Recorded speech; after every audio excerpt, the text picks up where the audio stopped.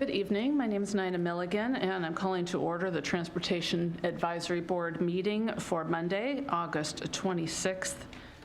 We have quite a few businesses, things of business to take care of. First, I'm going to ask for approval of the minutes.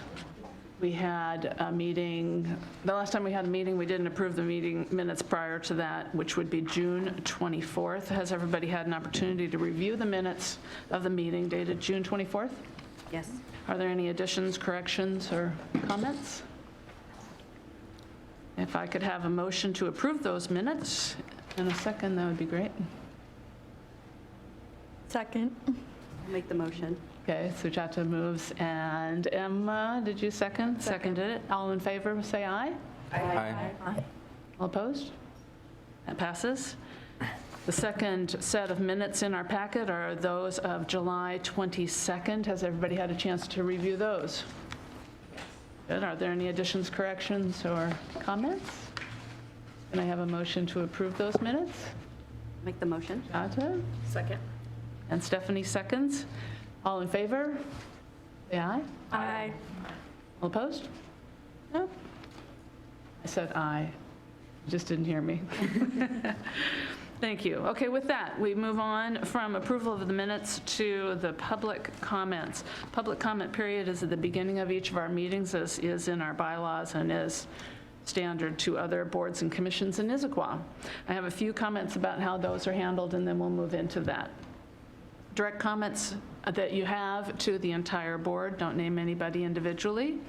And please remember that this isn't a question and answer period. We would contact you in the future to follow up if we need to.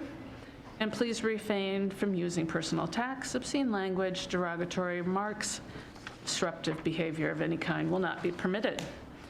When recognized, we'll invite you to the lectern, which is over here, and please speak into the microphone and state your name and your address or your relationship to the city, and limit your comments to 3 minutes, please. Submit any written comments to the city staff seated to my left.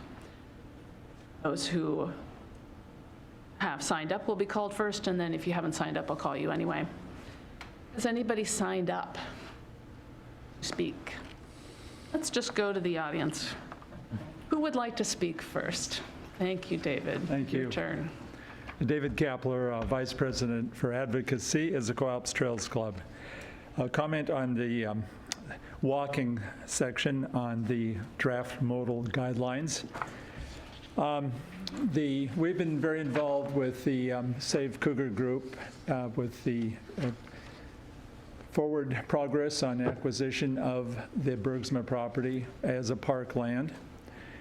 And very concerned about proposal to try and put a sidewalk on the Bergsma side of Newport there where extra trees would have to come down, extra retaining walls, and it would still end up being a narrow sidewalk complicated by possibly street lights and fire hydrants.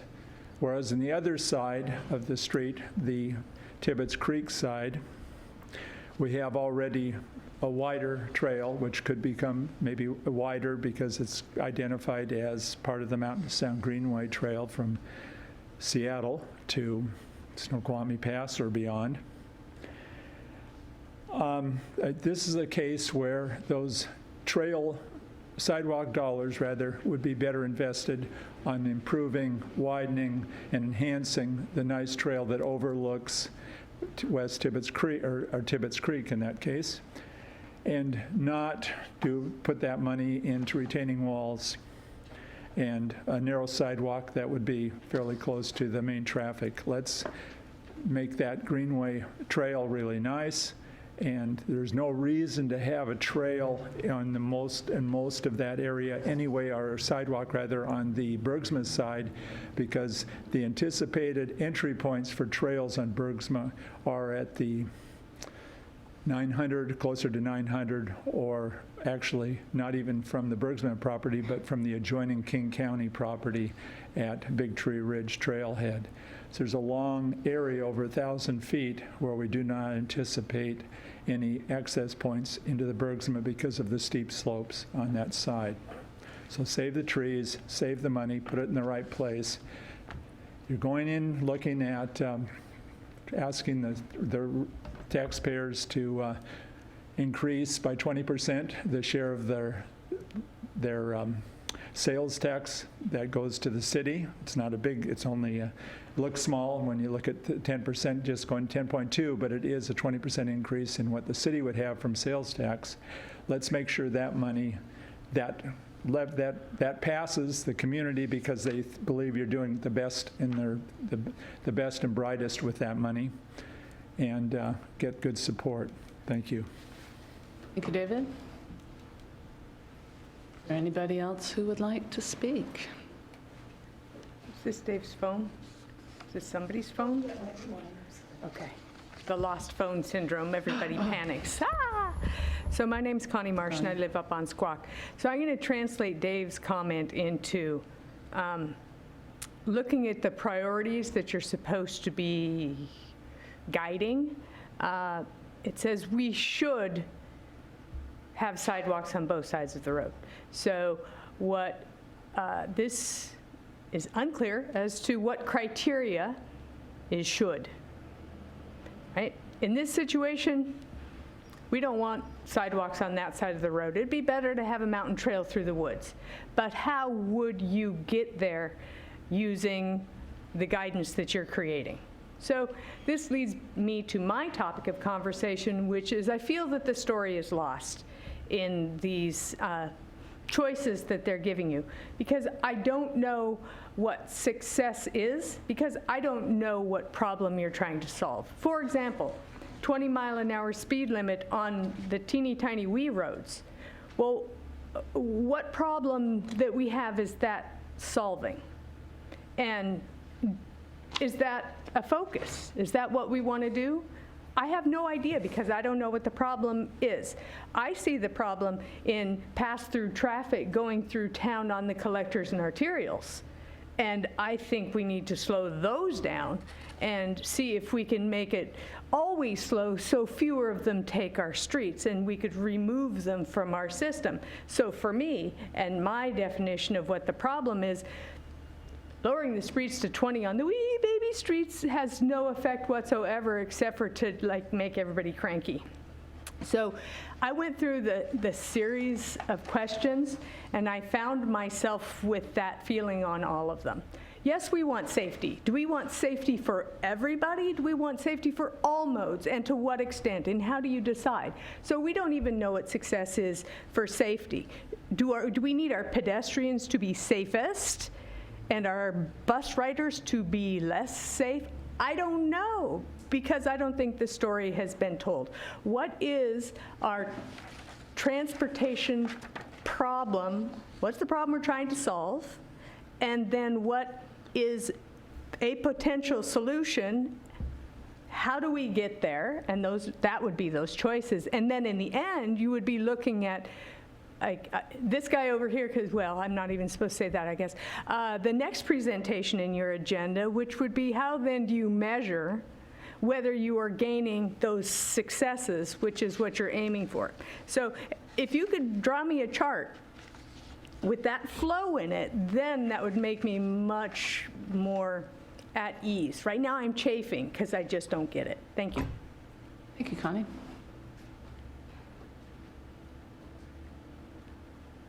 Is there anybody else who wishes to speak? Last call. No one else? I'm going to close the public comments for this evening's meeting. Next on the agenda is the new chair elections, and for this I turn it over to Kurt Seaman, the transportation manager at the City of Issaquah. Thank you, Nina. So this is the time when I think you're still in charge of running this part of the meeting technically. Am I? Oh, yeah, but you said you were going to do it. It does say that on the agenda, but I think I'm going to defer to you, and you still are the chair. At this point, you would take nominations for chair and vice chair, and describe why you think you should be the chair or vice chair, and then vote for those positions. Yes. Okay, very good. Thanks, Kurt. Okay, as you all remember, our chairman, A.J. McCauley, moved out of town, and I was the vice chair, so now I'm an acting chair. And at our last meeting, we had nominations, and there were 2 people nominated for the 2 positions. I was nominated for the chairman position, and Cynthia was nominated for the vice chair position. And in the interim, we both wrote statements about why we wanted to do that, which was shared in the packet. And you all got that, right? Mm-hmm. Okay. So I think that because the nominations are fairly finalized, what I think for a formal sake, why don't I just say, are there any further nominations? Because we left them open when we left last time, as I recall. So are there any further nominations for chair for the Transportation Advisory Board? I'll say seeing none, then the nominations for chairman will be closed. And are there any nominations for vice chair in addition to Cynthia? No, nominations are now officially closed then. I think that step finalizes that part. Let's go ahead and take a vote. All in favor of Nina Milligan as your chair, signify by saying aye. Aye. I'll vote for myself. Any opposed? That passes unanimously. Is there, let's take a vote for our Vice Chair, Cynthia Krass. Am I saying your name right? You sure are, thank you. Thank you, ma'am. Oh, good, Tom's here in time to vote for you. I'm going to include you in the vote, Tom. Come on up, and then you can sit down and get something to drink. We're voting on Vice Chair. There's 1 person nominated. And as he moves into his seat, all in favor of Cynthia as Vice Chair signify by saying aye. Aye. Aye, including Tom and me. Any opposed? No, that passes unanimously as well. Let's give a hand to our new leadership. Cynthia, do you have anything that you'd like to say now that you're in this new role? No, just that I was surprised and too stunned to reject the nomination. And then I slept on it and realized that if the staff meetings could accommodate my schedule, then I would be delighted to serve. So for all the reasons I mentioned in the little memo. Great, thank you. So thank you for nominating. You, and thank you for accepting it. My only statement would be how I look forward to working with you. It was great to have AJ here, and I was disappointed when he said that he was leaving, but now that we have you for me to partner with, I am beyond relieved. I'm delighted. So thank you for stepping up. Is there anything else you'd like us to do in that regard? I guess if I could, I liked what you both said in your statement, so maybe just for the folks at home, if you could briefly summarize what you said there, reasons that you wanted to be chair and vice chair. I thought you both had some really good information. I thought you were very eloquent in the way you talked about that. So, and if you don't remember the exact words, just sort of the idea of it would be, I think, great. If you feel like sharing that would be great. Thank you. You want to start? Sure, I'll start. I'll just say that, so I've only lived in Issaquah for coming up on 4 years, but I lived in neighboring Sammamish for 20 years before that. So actually, when I moved to Sammamish, it was unincorporated Issaquah. We considered it Issaquah, although not in the city limits. And I raised my family here. I expect to spend the rest of my life in Issaquah. We love living in downtown Issaquah. I have a Master of Urban Planning, and I do participate in a lot of advisory type committee work in my job. I work in natural resource planning, and I served on the Sammamish Planning Commission. I went to the University of Washington to get a degree in urban planning as a second career, and I just find that I like not only the substance of the work, but I really enjoy the process.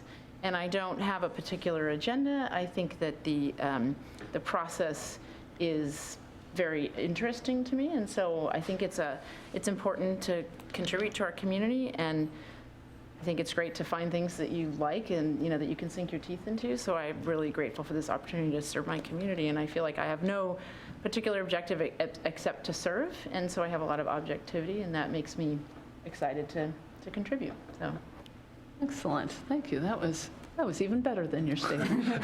And I can't remember my statement either, it's not printed. So I will summarize by saying that my husband and I moved to Issaquah in 2004 and lived here for 12 years.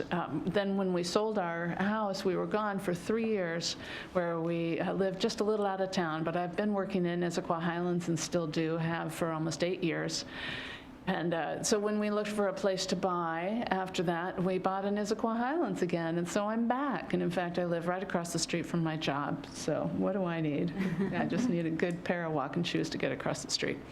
Anyway, I'm delighted to work on this advisory board. I served for 8 years on the Urban Village Development Commission, which is a different kind of thing of approving applications based on their compliance to the code and the plan and the strategy. And after that, I applied and served on the city council with the motivation that, gee, I'd like to be more behind the scenes and see how we tee these things up so that commissions that match with our hopes and dreams. So this is an opportunity to do that kind of legwork for the city council, to work on those strategies and hopes and dreams and try to put them into documents so that people can use them in the future to make decisions where outcomes come in a predictable way. So I'm glad to be here. I like serving as the chair because, like Cynthia, I love the process. I love serving on a board, getting people together who come in with their individual things and, when well-functioning, come up with a better product than any individual could have. Is just the cat's meow. I love that. That's me. Yes, ma'am. A lot to add. I just also want to say that it makes it a lot more satisfying to serve on a board when the staff has really got their act together. So I like living in a town where we're willing to invest in our local government, and I feel like the staff at City of Issaquah is top-notch, and that makes this kind of work a lot more satisfying. So thank you, guys. Excellent. Well said. I will say +1 on that. Now I'll turn it back. Well, thank you. We're we feel likewise very lucky to have all of you volunteers here, spending your evenings helping us figure out the challenges of transportation. So thanks once again. So, and speaking of the challenges of transportation, we have a pretty sizable agenda tonight. 2 items that are going to be the bulk of the discussion. One is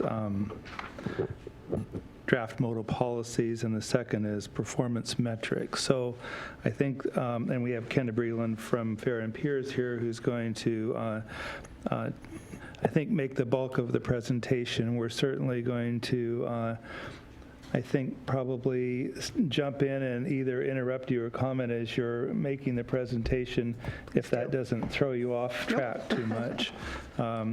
We do need to be respectful of the time. We've got about, as it shows on the agenda, about an hour for the first part of this and about 15 minutes for the second. So, but I think because Ken and I have been worked through these presentations in quite a bit of detail, and I think rather than save up all your questions for the end, it may make sense to pause as we're going through, especially on the more I don't know, challenging or technical or controversial part. So if that makes sense to the board.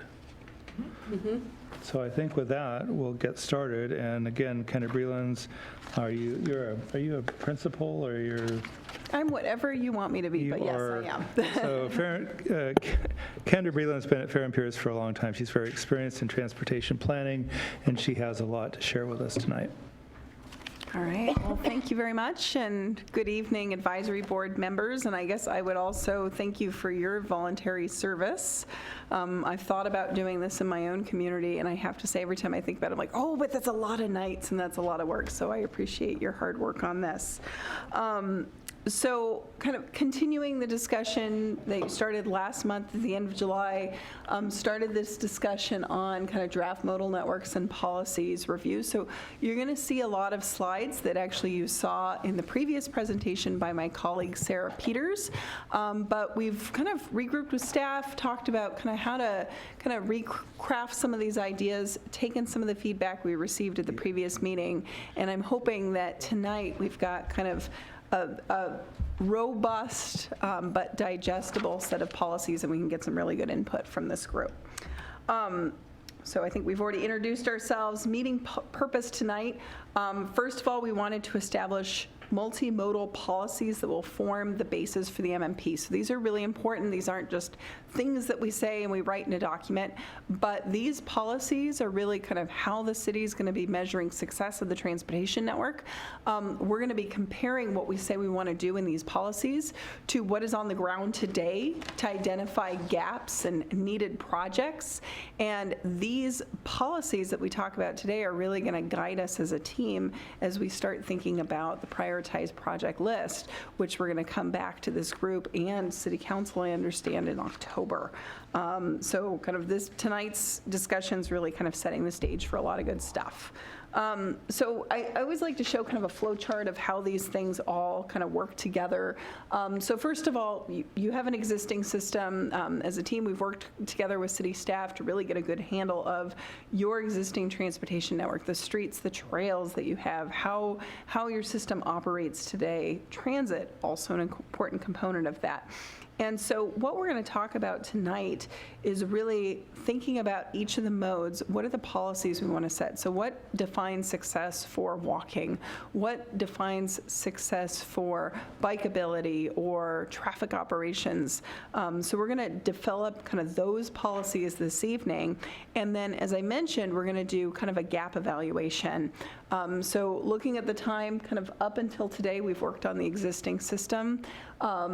Tonight, we're going to be talking about those multimodal networks and modal policies, and that's going to kind of set the stage for the work we're going to do over the next month to do kind of a gap evaluation and to come back to you in October. So, reminder, that's kind of where we are tonight.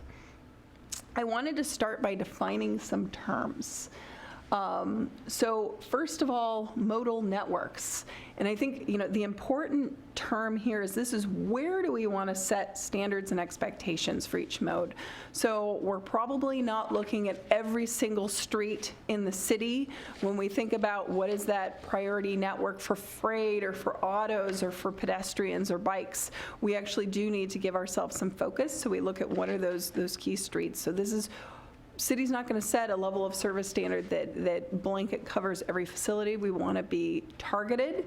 So first of all, we'll want to get your feedback on if the areas where we're looking, where we're expecting to have those standards, are those the right places to be looking?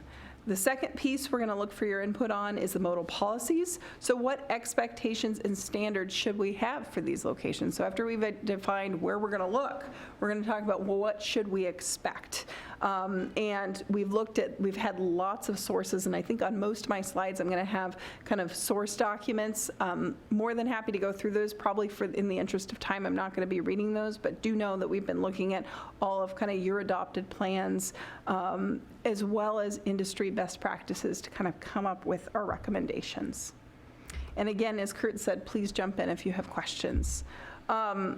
So just, again, these key questions for tonight. First of all, do you agree with the networks that we've come up with in terms of the locations to focus on? And we want to hear from you if we're missing locations. We also want to hear from you if we have extraneous locations and you think it's a waste of city resources that we're looking in these places. Do you agree with the policy direction being provided? And then do you agree with how we're measuring user accommodation? And so I'm going to go by mode. So we'll talk about the vehicle mode, we'll talk about the pedestrian mode, we'll talk about the bike mode, we'll talk about the transit mode separately. And we do need to kind of set those standards kind of in isolation, but we're going to pull all this together when we're doing kind of our gaps analysis and coming back to you with a multimodal project list in about a month's time. So first of all, just to talk about what the city has on the books today, and Kurt, also feel free to jump in whenever you'd like. Auto level of service, the city has auto level of service standard today. It's based on intersection performance at 84 intersections that the city measures, and we do that under something called a state law called concurrency. And generally, your level of service standard is based on level of service D. So it's about 55 seconds of delay is that your typical signalized intersection. It says that the average driver shouldn't wait more than that amount of time. Your current policy has some areas of flexibility. There's 6 intersections around the city where you can operate beyond LOSD, where we accept higher level of congestion because those are locations where the city has kind of decided this is not going to be practical to build those intersections to a standard where lower delay is allowed. But that level of service standard essentially says that on the whole, if we were to take every intersection in the city, they still need to meet that overall average of D. Kurt, did you want to jump in before I leave that point? Maybe just for a second. We've just thrown around a lot of Kendra's thrown a lot of terms around there. So I just wanted to pause and make sure that you all understand so this all makes sense in the world of transportation planning and engineering, but it may be a little bit foreign to some of you. So it's pretty important, it's pretty key to understanding our current policies and level of service as we get into these various modes. So we started with one that is hopefully not too overwhelming, but if you have any questions, or does that make total sense? I don't want to waste anyone's time. If everyone's on board with that and understands what we're talking about, then we can move on. But I just wanted to pause there for a moment and make sure that we're all on the same page. It's okay to say, I don't have a clue what you're talking about. That's okay too. Looks like we're okay to proceed. Okay? That doesn't mean the questions won't. No, that's And fine. we'll dive into each of these in more We'll detail. have a chance to discuss later, right? And Absolutely. then maybe the questions will come out then. Absolutely. So when we look away from, so the city has a pretty detailed, as you can see from that, level of service policy around intersections. But when we look to other modes, what the city has on the books today is not near so detailed. So from the perspective of what is level of service for walking and biking. So again, what do we define to be acceptable conditions for walking and biking? When you look at the city's comprehensive plan and the standards that's there, it essentially points to this kind of bike and ped network of mitigation projects that were identified for kind of construction between 2015 and 2030. And so these are a discrete set of projects. I probably have the map somewhere in this, but we could certainly pull that up if we wanted to. But it's not very holistic. It just looks at those projects that were identified, and it says, are we progressing towards meeting or building those? And that's what's on the books today. So if a roadway doesn't overlap with one of those projects, the standard really doesn't speak to it. So that's what we have on the books for walking and biking. And then from a transit perspective, the policy probably necessarily gets a little squishier. As you know, Issaquah does not run its own transit service. That's run through Sound Transit and King County Metro. So really the city's policy is to partner with transit agencies to provide stop amenities and service frequency. And so we'll talk in more detail later in the presentation in terms of what that means. But that's kind of what we've got today. When I look at these policies, we did have some specific critiques that we wanted to kind of bring to the forefront in this conversation. From the auto perspective, again, remember we're talking about these 84 intersections. Our auto level of service is focused narrowly on delayed intersections. Some of the questions that you might ask as TAB members, are these the right 84 intersections? Which perhaps you'll say, you know what, we trust city staff and previous consultants and previous planning efforts have really identified these over the years. They're probably fine. But in your packet of materials, we do have them mapped where they are, and we'd certainly welcome that input. If there are intersections you don't think we should be measuring, or you think there are intersections that we should, that's stuff that we're ready to hear. Level of service D means on average less than a minute of delay at a kind of major concurrency intersection is kind of our standard.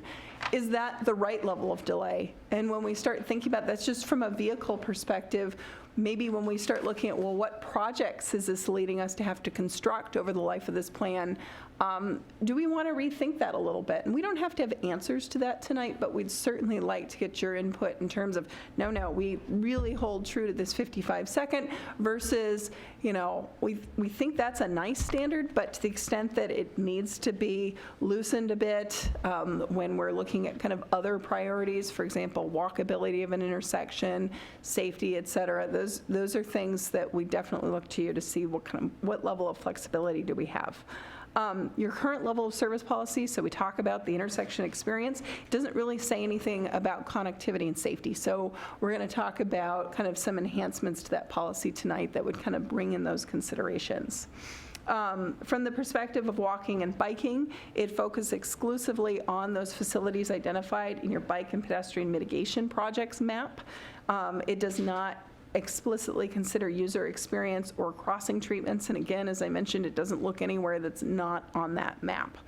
And then from the perspective of transit level of service, I think it's generally okay what you have, but the MMP will provide us the opportunity to really rethink how Issaquah prioritizes transit on key roadways. So it's just a big opportunity to kind of start that dialogue as a part of the MMP.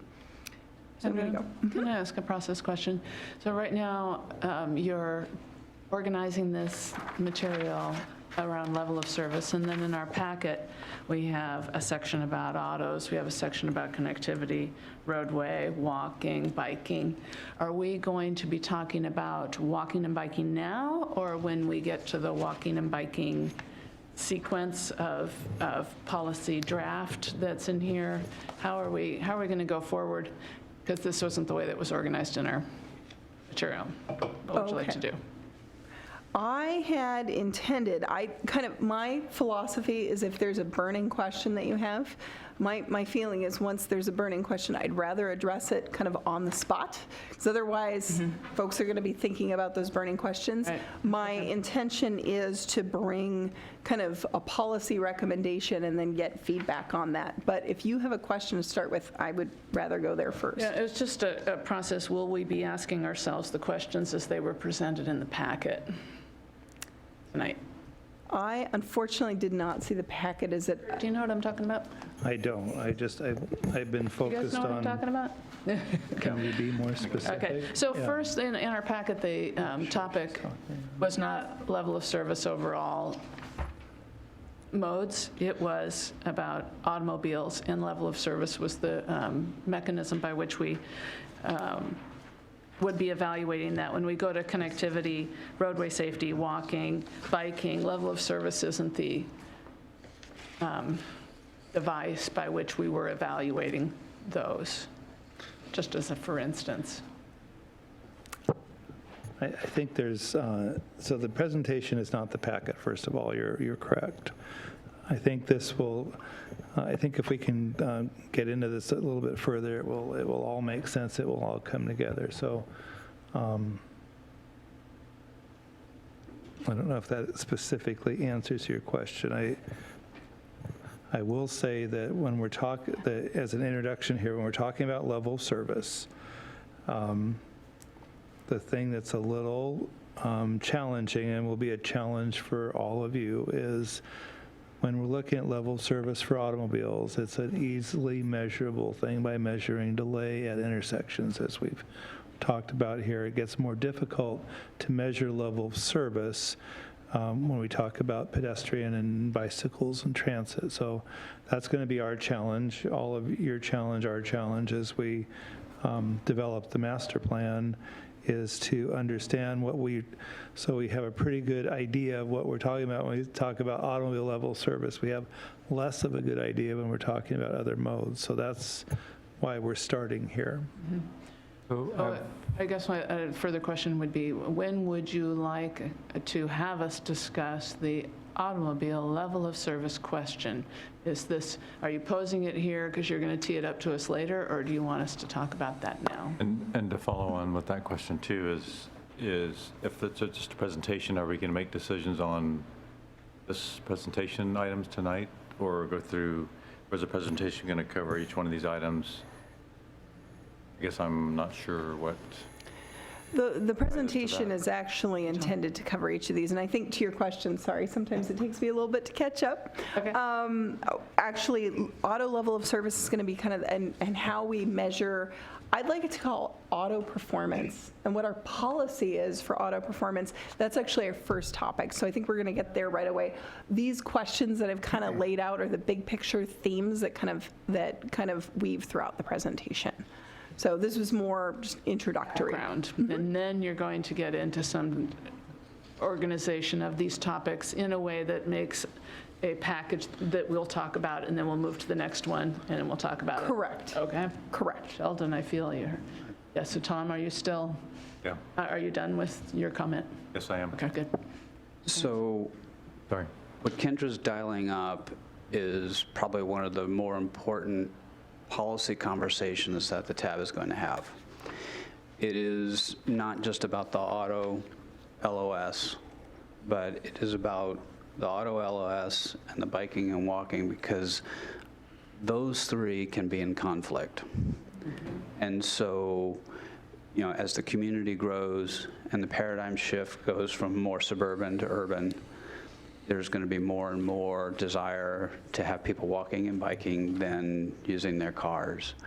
And so one of the major policy issues is, how do you address, providing maybe more priority towards the peds and bikes and sacrificing the automobile movements?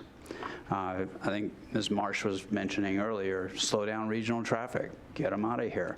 So, these are major policy issues, and this, I think, is one of the core issues of the whole mobility master plan, because how are you guys going to help the city move the community to where it needs to be in balancing all the modes of transportation? And even the transit LOS comes into play, as the mobility master plan is going to guide that suggested level of service, so that when the transit plan is updated and done, I believe it's on the work program for either 2020 or 2021, the input from the policies of this conversation can be placed into that. That also may and likely will affect levels of service at some of the signalized intersections, because you may want to provide queue jumps for the transit, which is going to hold back the cars, which may also hold back the pedestrians. And so this is a real tussle for the community, and I think that's what Kendra's really dialing up, is that conversation. And so I'm going to be quiet now and let Kendra continue, but this is a real important policy conversation I want you guys to be aware of. Okay, and I think I'm going to actually now be kind of following the packet. I was just peeking through, and I think it's the memo, which I did review. I was a little confused that there was something else in there. So policy recommendations, and again, these are recommendations, and we definitely welcome your input. And I want to say, I don't take it personally if you don't like the recommendations. In fact, we want to hear you say that, so please don't mince words. We're here to get your input today. That's priority number one. So I'm going to start with auto policies. And why did we decide to start with auto policies? It's not that this is the most important thing to the city. It's where city existing policy guidance is probably the most defined. And so we thought this was the best place to start, and then we'll branch out from there. So when we talk about auto policies, our recommendation is to have 3 focus areas instead of the 1 focus area you have today. Today, it's all about traffic flow and delay at intersections. We don't think that's something that necessarily should be completely overlooked and forgotten, but we think that needs to be balanced among connectivity and safety. So we've got kind of 3 kind of pieces of policy consideration that we wanted to share with you and get your input on. So first, I'll go back to traffic flow. That's what we have today. What we have on the books today is the 84 concurrency intersections. This is defined in your current comp plan. I've already talked about the level of service D standard with that 55 seconds of delay allowed during the PM peak hour, and that you provide some additional flexibility for 6 intersections. And you can see kind of what those 6 intersections are. They're the yellow dots on your map. So when we look at that policy and we compare it to how your system is performing today And this actually includes development that we expect kind of over the next 6 or so years, because this is a concurrency assessment here. This level of service policy is actually leading to a fair number of projects. So these are all of the projects that have been identified through your concurrency process. So you can see the dots, there's a fair number of intersections that would be getting attention.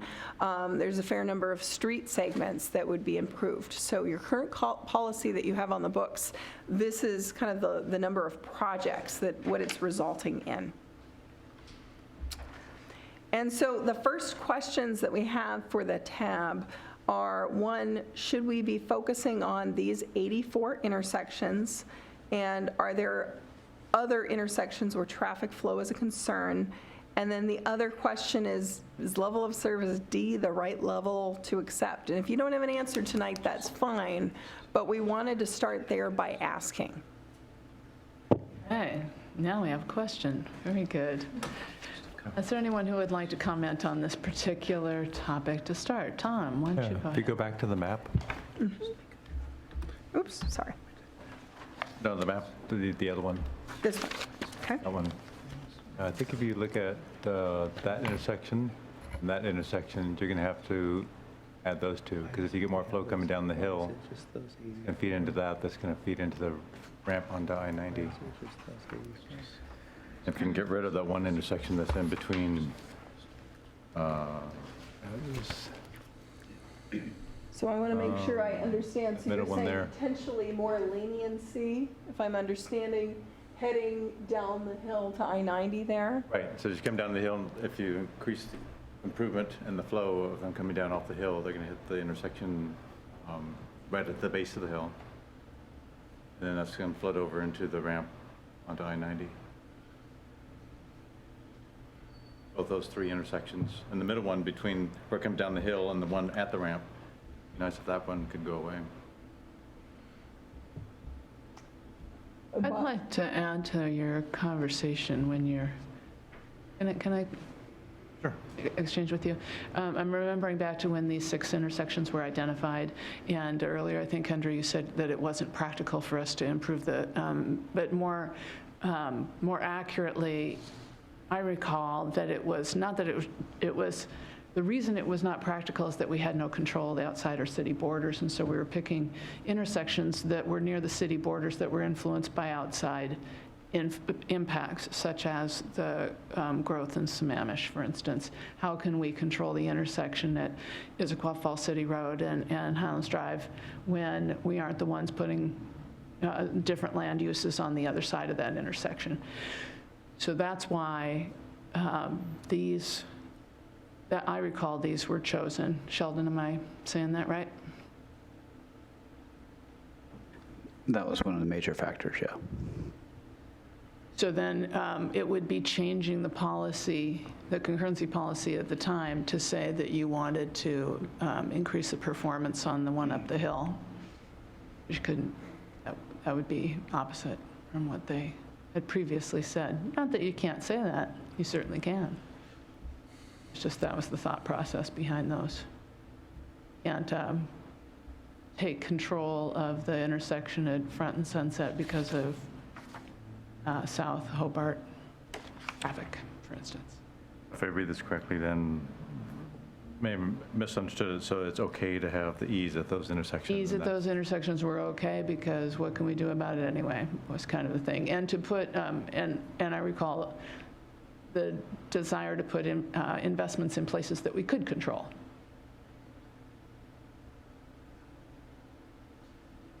Anybody else have some thoughts about this or maybe a question?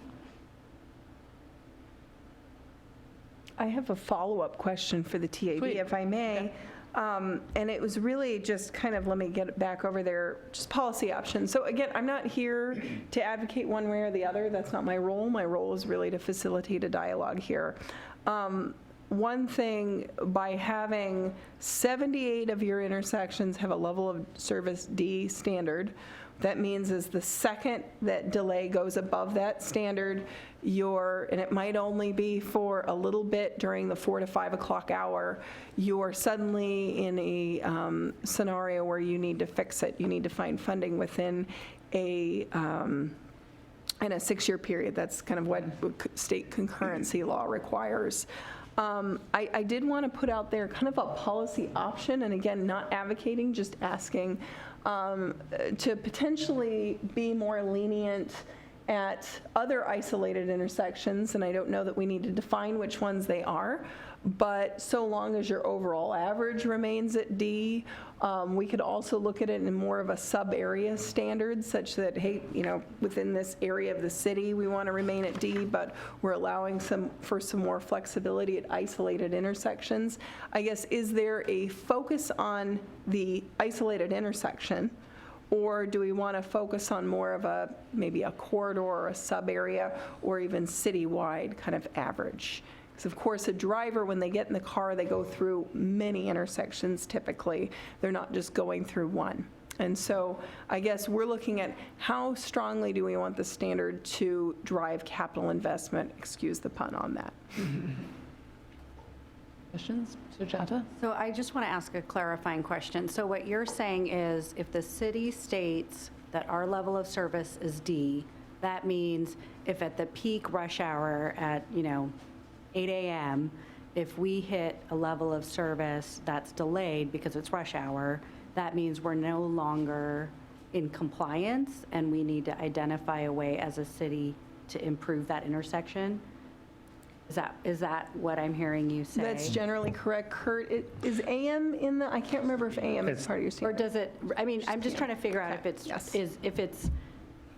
if level of service is defined at the rush hour peak AM, PM, or do we throw rush hour out of the equation because it's rush hour and level of service is defined as like a Saturday when you're trying to do your errands at Costco?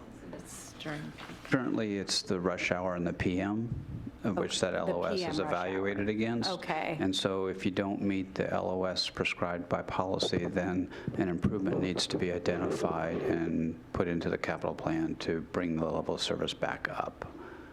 Okay. Now, I'm going to throw in some more policy ranges. I apologize. In the conversation that Kendra was dialing up with the policy option to be more lenient, certain intersections or whatever, if you recall, earlier I spoke about how the different mobility alternatives compete for that LOS. This is an opportunity to have conversations over corridors, sub-areas, as Kendra was mentioning, and saying, well, is it worth allowing the LOS to drop in the PM peak at XYZ intersection or intersections in return for increased mobility through those intersections for pedestrians, or in the future, queue jumps for transit. You can start to connect the dots here to start to take the community where the community wants to go. Okay, so unfortunately, I'm probably making things more complex, but I think this is a great opportunity to have that conversation. Well, and just along those lines too, I think that, of course, what you, in anything, what you measure is what you see, right? And so if you're measuring intersection level of service and looking at delayed intersections, that's what you're focused on. And as Kendra talked about briefly, I think and Sheldon just mentioned, there's other ways potentially think about how roads and road corridors and safety and how those things factor into what traffic flow and how automobiles should function in Issaquah. So I just to challenge you, and this is a bigger conversation that we're going to have time to get into great detail tonight, obviously, but just suffice to say, we measure level of service. It's one indicator of traffic flow. It certainly is. It's a relatively easy thing to measure. You can go out to each intersection and actually fairly easily measure the level of service at intersections. So that's what we use. It's a pretty commonly used measurement for traffic flow, but it's not I guess just again to challenge you all, it's not the only way to think about a transportation system or even a vehicle part of a transportation system, so. Yeah, did you have something? I do. I guess, so it's hard for me, I don't have enough hands-on experience to say whether these are the right levels in 55 seconds and 84 intersections, and I appreciate that those are important things. But I think to Sujata's point, I think if we can take a step back and have a discussion about the values, and I would just, if we have something that's not lenient enough, that then puts us into an investment into an old way of doing things that I don't think is a vision for Issaquah in the next generation. And I guess I would just encourage us to, all of us hate traffic. Who doesn't hate traffic? Everyone hates traffic. Traffic is terrible. But solving traffic, single occupancy drivers, it's not really about, it's really easy to get caught up in like talking about changing people's behavior and all that. It's not what it's about. It's about, to me, it's about investment, and it's about, do we really keep chasing something that we know we can't build our way out of congestion? We learned that in the last 40 years of transportation planning, right? I think the council and the staff is looking to an advisory committee to say, be bold.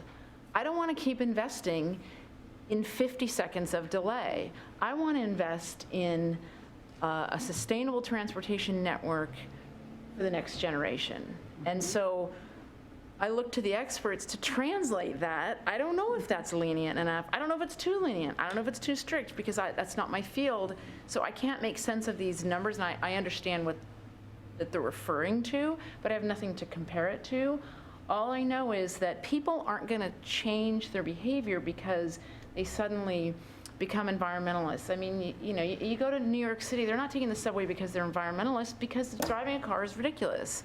It's just a non-starter, right? And I'm not saying we are ever going to get to that level, but people will get out of their cars because there are options that are better.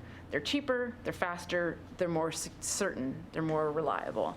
And so I just want to make sure that when we're looking at number of intersections, and if it's E or F, that we're keeping in mind, like, where are we going and what is our value system? Everyone hates traffic, but I think if all we do is make traffic better, we will have shortchanged the next generation of Issaquah residents. So there's my soapbox. Wait, not So, ready. Thank you. kind of- Anybody else, Tom? Kind of where you're leading with that is if the intersection is at D and it's going to stay at D, but that accommodates just vehicles, how do we then just say, okay, that's what it's going to be, but if we add a certain amount of pavement, we can accommodate safe bike option along that street that bikes can then use that. The D will still remain a D, but then you have the option for bikes or something else going through there. And that's where the money should go. Or if it's a transit route, be able to put in a bypass or a queue jump lane there, in addition to whatever the D is for the regular cars. I think that's, where we want to go. Is that what I'm hearing? I really appreciate, I'll chime in too. I appreciate what you said, Sheldon, about, or maybe it was Kurt, no, I can't remember, sorry. I'll give credit, whoever said about areas or regions, sub-areas, I think that was you. Right now, we're planning for a lot of growth in a place where the expectation of driving through it, at least at a level D, is reasonable. But to drive through central Issaquah at full build-out would be quite different. You'll have a grid of city streets where you'll be stopping frequently and moving on. And how that translates into performance, I don't know. When we get more street lights, when we get more, as the other diagram, the central Issaquah grid system, when people get more options to take a left here or a right there, will that facilitate flow of traffic, because now we've filled in the grid? I was wondering how we might look at this if we wrote a policy today that said we're going to allow performance to drop on more intersections when there isn't a trigger that's demanding it. How would you tee that up so that when it's appropriate, level of service will drop in certain areas? It's not going to drop today, but it will when you put in 1,000 new apartments down on Mall Street. Well, I think a little bit, it's first of all, these are very complicated questions, and I applaud your tackling them because, and as I mentioned, it's more than we have time for tonight, but we can certainly continue these conversations. A part of it is kind of, as Cynthia alluded to a little bit, is what kind of a community do we want to build for the future? And where does automobile level of service fit into all that? And because we know that intersection improvements are typically very expensive improvements with the widening the streets, additional right-of-way, environmental issues, all those kinds of things add greatly to cost. So we know that. We know that. We also know that as we widen intersections, it sort of works against some of the other modes. It's more difficult.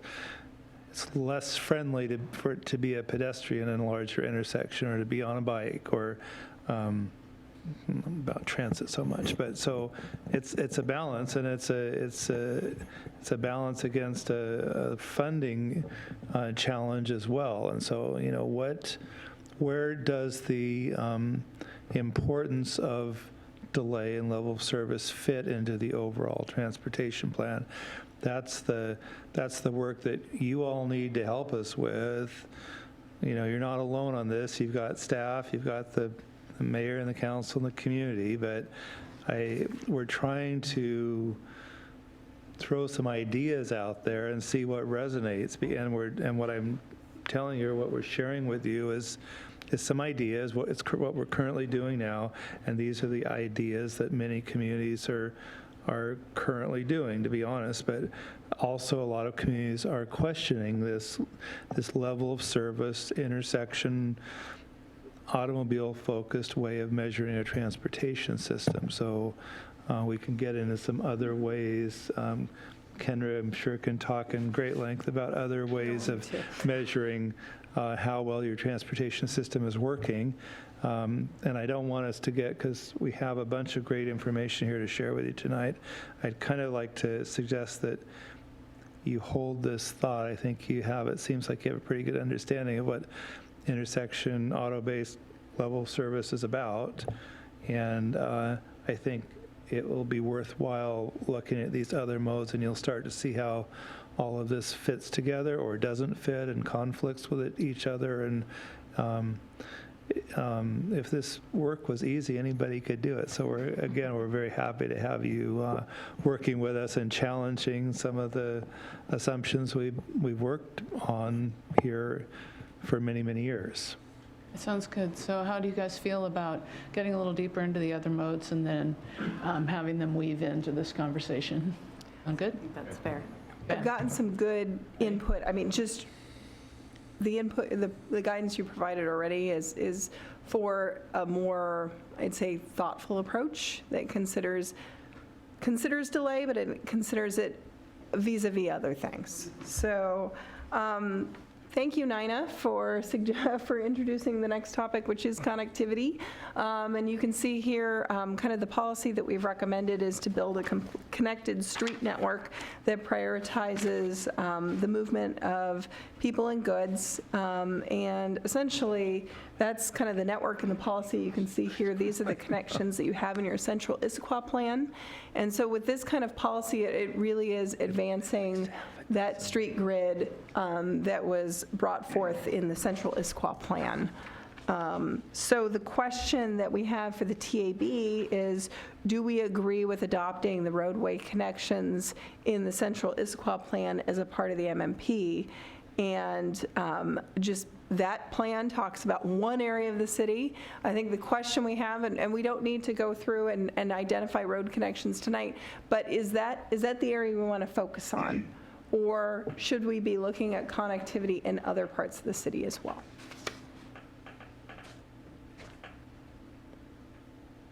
That's a question we can answer. Go for it. I guess if we look at connectivity with Maple Street, it's an opportunity to recommend that Maple Street be connected all the way over to Newport. And that kind of helps open up the other side of 900 as far as continuing the central Issaquah area onto the other side of 900, as opposed to just kind of being a dead space on that side of the freeway. So essentially, a cross I-90 connectivity is another No, focus. not across I-90. but- 900. Oh, 900, yes, goes across 900 and continues on and connects up with Newport Way, Okay, okay. which I think was a plan at one point. It was a plan at one point. Due to environmental constraints and other issues, it's extremely difficult, if not impossible, to permit. That's why it has fallen off. But it's a good idea still. I'm not going to deny that. And Kendra, can you put the map back up for a moment, please?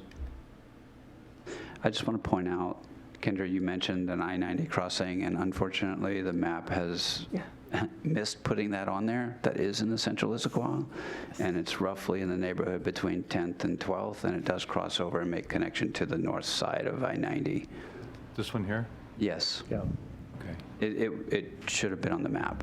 Okay. Because it's in the plan.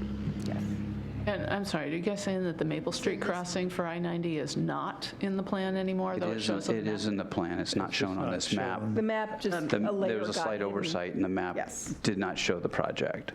Oh, are you asking about the Maple Street? I'm or the asking about 900? Maple now. Oh, no, the Maple Street extension that goes across 900 to Newport Way. No, I'm talking about in the right-hand side of the map that goes over to the Costco area,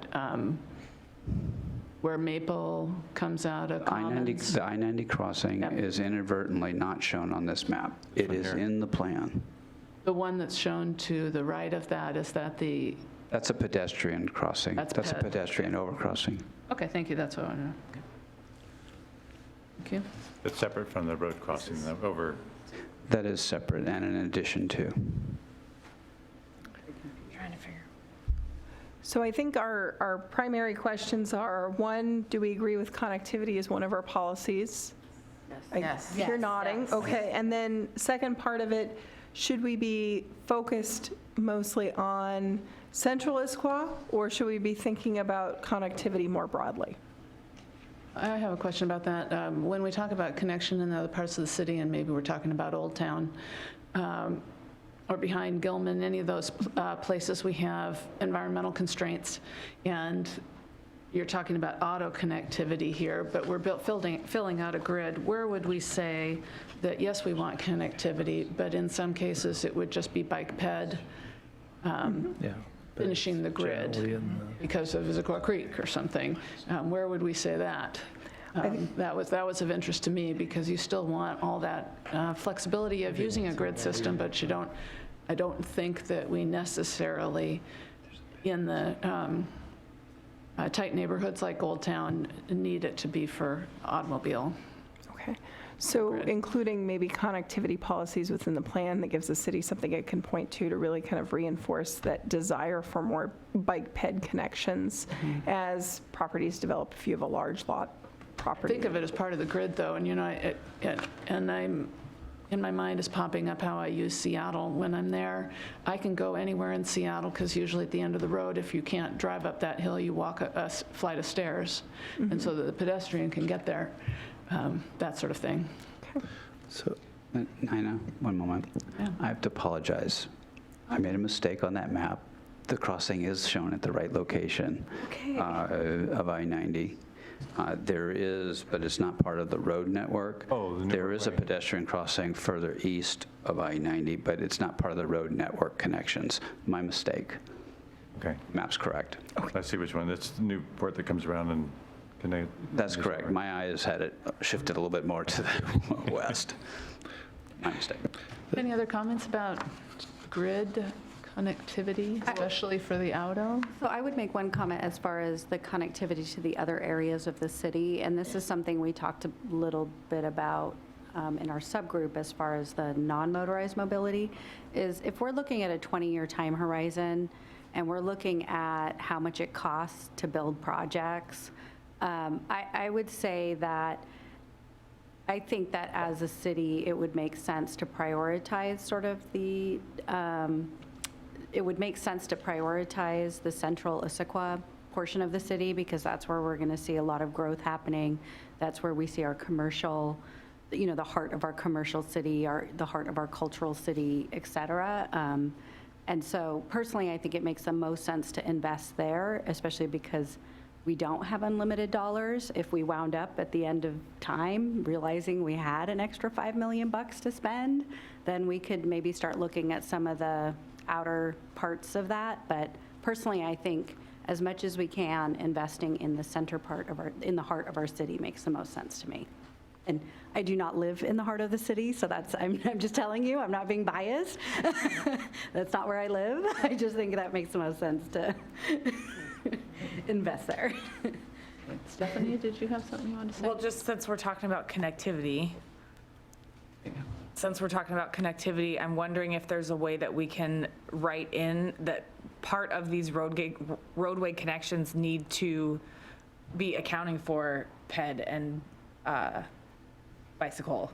I mean, we're planning that. We're not assuming everyone is going to stop driving their car, but we do need to have that written somewhere in this connectivity part with autos. That we want to make sure that it's open to maybe putting it on the grid, planning in somewhere else. I'm just not sure if it would fit here or somewhere else. Connectivity is a kind of a cross-modal concept, but I like your idea that we should make sure that these are truly multimodal connections. So I think that's something we could certainly add in. Okay.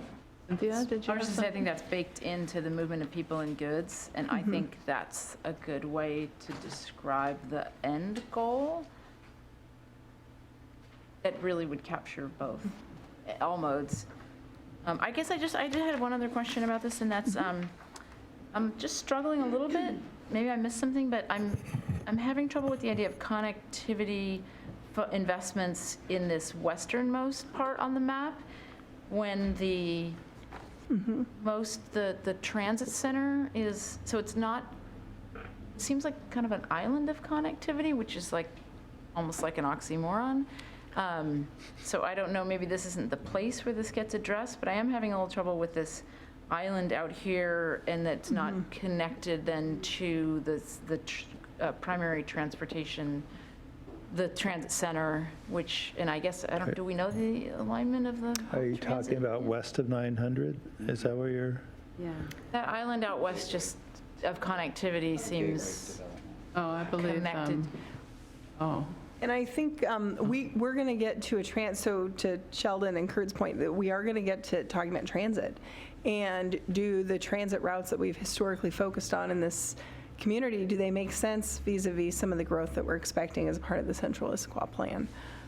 So I can't speak exactly to the construction of why those roadways. I assume that was platted out as a part of kind of your zoning and the envisioned development in the area.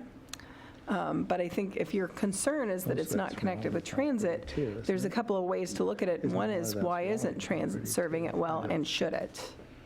Are you talking about connecting 19th, the street that goes up and then over to the grid that's kind of isolated up on its? I'm just talking conceptually about the island on the northwest side.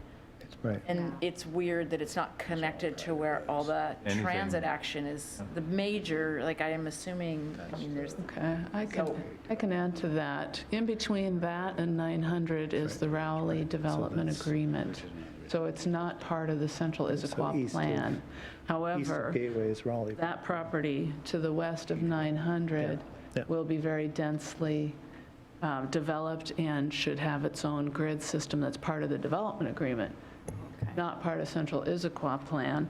And that, I don't know why, there are parts east of 900 that are in the Raleigh Development Agreement, and they show up on here, but that part doesn't. Are you talking about the area between SR 900 and that? And the little patch, the island. Yeah, between SR 900 and the island of grid that Cynthia has pointed out, is designed in a development agreement rather than in the Central Issaquah plan. Great.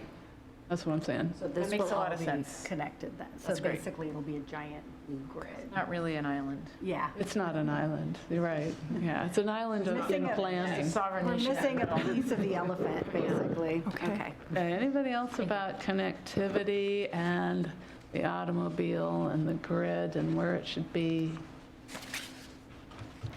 That's something you want It to seems move like in along? conveying the points, what I've heard is that we should make sure that the graphics, ultimately, that get in the plan to make it understandable to the public, we need to show that full picture. So, Yeah. And you could do like red for developer or blue for. absolutely, yes. Those are absolutely points that we can bring in. So the idea of that grid would be to provide, whether it's car or bike, all sorts of access within those Correct, grid correct. lines.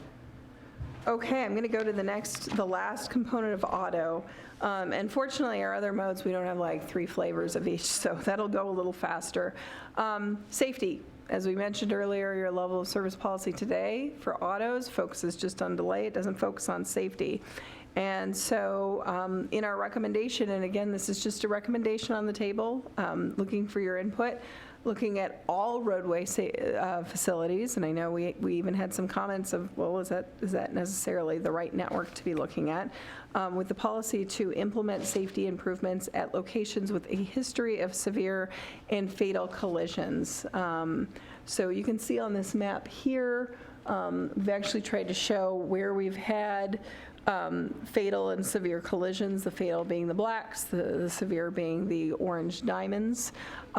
So does the city use collision history to prioritize projects? Is there a policy that the city will start addressing these areas? So I'll pause there and ask if that's, the right kind of way to look at this, or if there's another way that the TAB would like to think about addressing safety. Well, I was just gonna say that, like, at a different meeting, I don't remember who said it, but someone said, does there have to be someone who's killed or seriously injured for us to fix a problem? Like, is there any other way for us to address potential safety concerns before they actually, injure or hurt someone? So that's just another question right now. That's a really good question. So a lot of communities, you might have heard of the Vision Zero or the Target Zero initiative in the state, which is really kind of a focus on having essentially zero transportation-related fatalities. I can't remember the time horizon, let's say 20 years out. Under a policy like that, communities are not just looking at where there's a history, but they actually look at something called systemic safety assessments, where they look at the characteristics of the roadway and the land uses around the roadway to kind of predict those locations that are correlated with unsafe behaviors. So if you were interested in that, it would be that the city would be kind of monitoring and predicting the safety of its facilities and addressing those locations that are most affiliated with high collision factors. So that's another construction. Anybody else? I think for sure we should consider where there have been injuries or fatalities, but we should also look at those other parts that dictate which roads are safe and which aren't, and then focus on that as well. Anybody else? I'm saving mine till you guys all chime in. Anybody? No? My turn? Okay, I want to plus one and elaborate on Kobe's comment. I wrote in my notes in review in the packet that I wanted to express my desire to look at adopting a Vision Zero approach. I saw that both the cities of Bellevue and Kirkland use Vision Zero in their transportation elements. The city of Seattle does, but Bellevue and Kirkland are closer to us. If they can do it, why can't we? And there have been a lot of people in our community clamoring for this, especially sadly, after somebody gets hurt. They're saying, why do we do it backwards like this? And then the other thing I wanted to add to that consideration is we're doing work on Westlake Sammamish Parkway because we know it's not safe, because people say it's not safe. It doesn't have a little diamond on it, though, that says that somebody was killed or injured, but we know that we have to work on that. So intuitively, we're already heading this direction. Why don't we formalize it with a policy that might imitate something like Bellevue or Kirkland, who says that we adopt the Vision Zero? That's good input. Yeah. Okay, super. So I'm going to keep going to walking policies. We're finally there. So 2 focus areas for walking. One is on sidewalks and one is on crosswalks. So you can see that there's a lot of stuff that this is building on.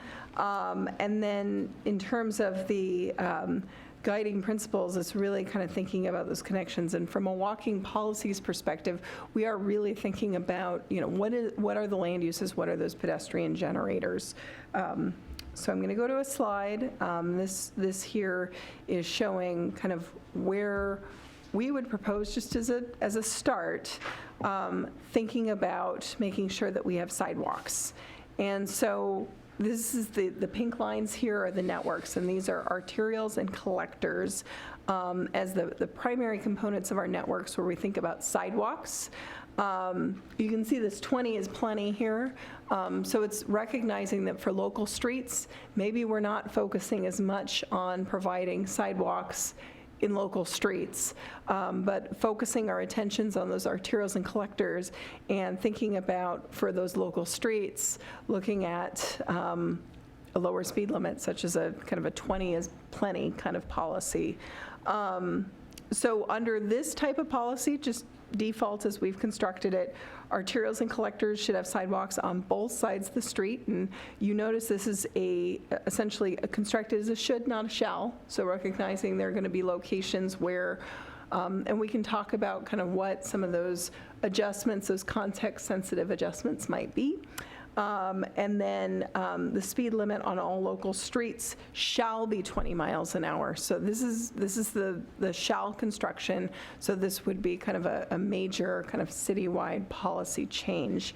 And the focus here is that if we recognize we've only got a limited amount of dollars for providing pedestrian amenities around the city, trying to think about, well, how can we spread that and focus those investment dollars in the locations where the environment for pedestrians needs to be provided via a dedicated facility.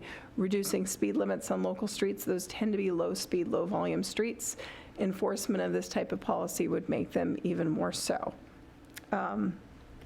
So we did a gaps analysis of your arterials and collectors, looked at locations where we don't have sidewalks on both sides of the street. In red here is shown just kind of our initial findings of our gaps analysis. So this would be the potential projects that would be identified. Again, for the local streets, that could be dealt with through signage or just through city code, even advertisement and promotion for a lower speed limit on local streets. And so our questions for the TAB are we comfortable with focusing sidewalk investments exclusively on arterials and collectors? That's a question.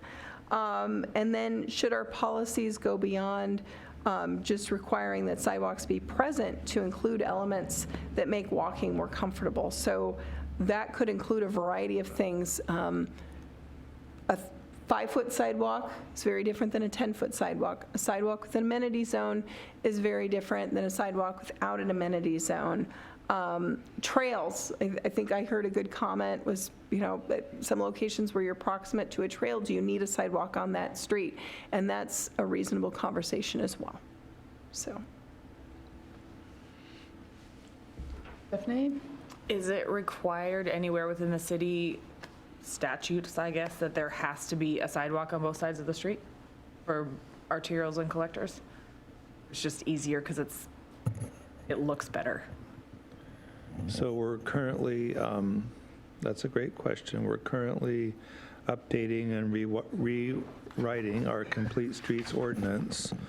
And if you're familiar with those, the Complete Streets Ordinance idea is that all streets have amenities for all modes of travel. So that's where we're headed.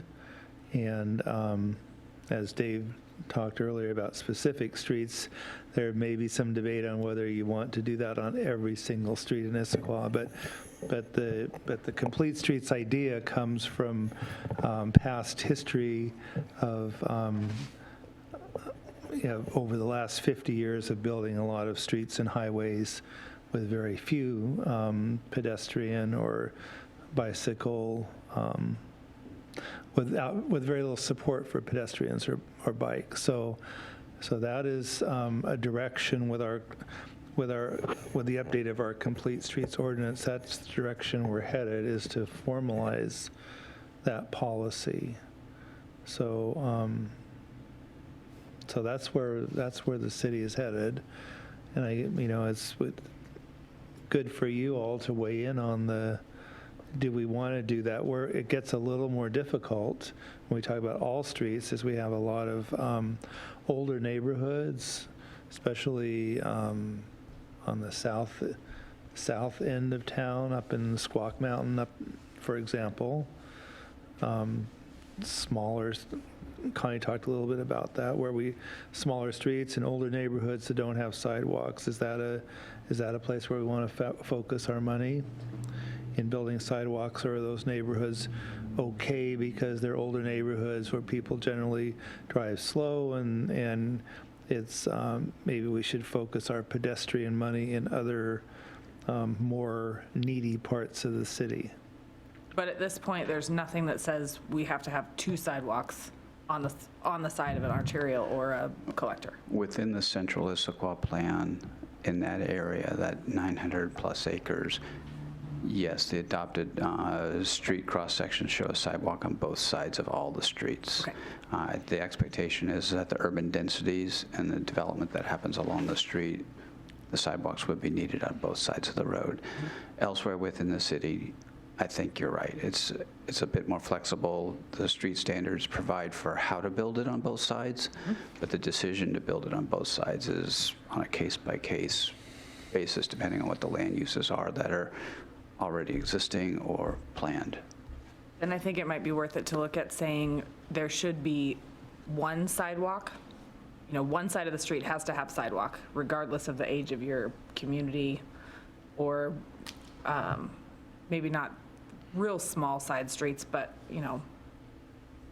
I'm not sure if I should use arterial or collector, but like if you're going up the hill, up the mountain, one side of the street, I think you should be able to walk up or down. I don't think it's necessary on both because it is an older community and it's just not a safe road. Not everybody's going to want to walk up and down that. So I don't know if that would go here or how we would state that, but I think we should look at, it's completely fine in some areas to just have one sidewalk built and available, but 2 is not a necessity. For example, on the map where it shows Wildwood going up and Sunset One is up at the top of Squawk Mountain, that needs a sidewalk, and that's good because there's no other way you're just walking on the street going up Wildwood up to the top. I think also the focus then, I was thinking it should be more where people are going to gather and do things and go shop, eat in the downtown area, should have sidewalks first. If I'm looking at 6 years, get those sidewalks done, then look at elsewhere, the neighborhoods. But I think what's on here, I think has to be included in that. For example, the main routes that go up Squawk Mountain and along, West Lake Sammamish Parkway on the north side of the freeway, where there is nothing now, and there's a lot of both pedestrian, walking, biking traffic on those streets. So let me see if I've heard you correctly. There are very dense areas within the city, or where we anticipate high densities like central Issaquah, where 2 sides is probably appropriate. But outside of those designated areas, along arterials and collectors, one side may be okay.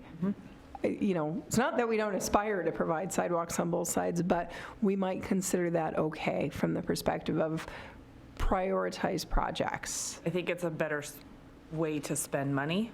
If we're looking very long-term, then let's get Metro fixed first, and then as you work out of the most dense areas of the city, then at least we have one very safe way to get up and down the street, but not necessarily forcing both sides to be spent, because I think that's a waste of money right now.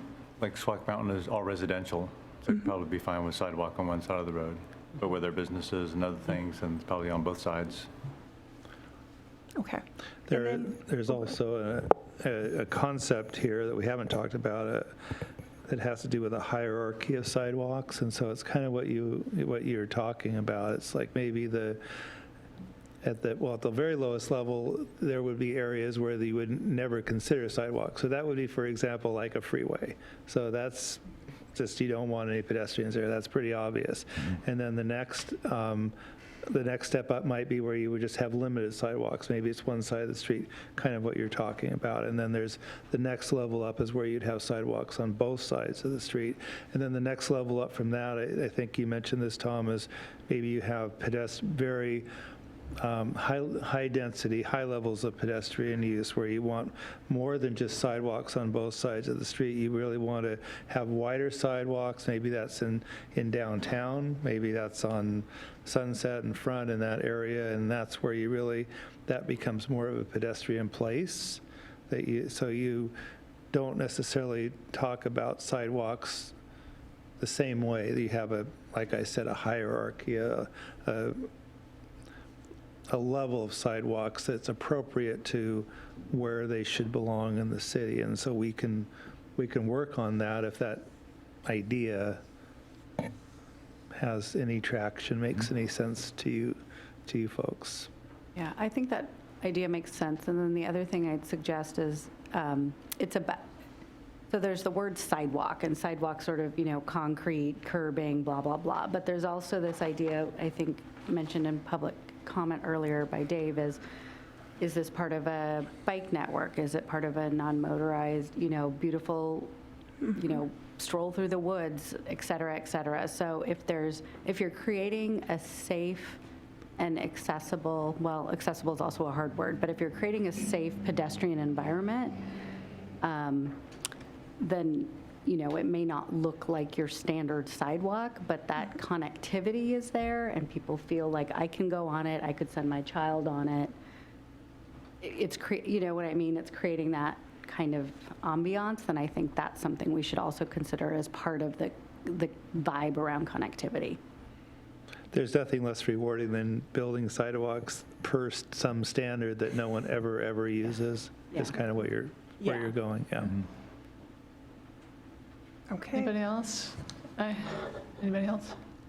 Just had a couple things I want to agree with you, Sujata, that why does it have to be a sidewalk? And a public comment earlier, a forest path. There's a great one on Mercer Island near the Luther Burbank Part 2, where you get off the street. It's just a 25-mile-an-hour street, but it's straight, so a lot of people drive fast. You just walk behind the trees along a beautiful path. You can even ride a bike on it, and it serves our use to get through there. And then the other was that while I was looking at this, I wanted to bring up for future discussion our road definition in the transportation element has all these arterials and then just one kind of local street. And that seems very unsatisfying to solve this issue about which local street would have sidewalks and which wouldn't. I can't imagine the neighborhood streets in Issaquah Highlands not having sidewalks on either side. Those, however, are local streets, and we would have not done sidewalks on those.